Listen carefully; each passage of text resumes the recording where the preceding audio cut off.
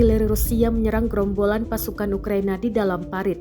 Rekamannya beredar di Telegram pada Minggu, 9 April 2023. Dalam keterangan unggahan disebutkan, inilah rekaman kerja efektif artileri resimen terpisah ke-177 dari Korps Marinir Armada Kaspia Rusia di posisi militer Ukraina dalam paritnya di hutan. Namun tidak dirincikan pasti lokasi hutan tersebut. Tampak gerombolan pasukan Ukraina berjalan beriringan dalam parit.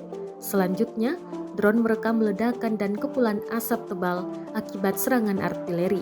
Pembinaan dilakukan dengan menggunakan drone pasukan khusus Rusia. Akibat kerusakan dan kebakaran tersebut, Angkatan Bersenjata Ukraina kehilangan 5 pasukannya yang tewas dan 7 luka-luka, klaim militer Rusia. Dampak serangan pasukan Ukraina yang tewas bergelimpangan juga terekam drone pengintai. Kini, rekamannya telah menuai berbagai komentar dari warganet.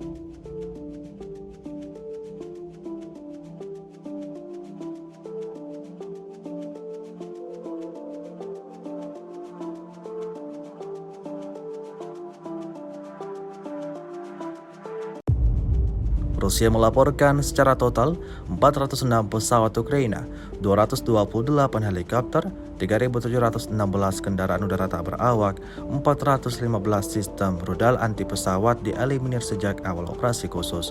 Sementara itu dari kubu Kiev, Kementerian Pertahanan Ukraina melaporkan 470 tentara Rusia dieliminir dalam sehari terakhir.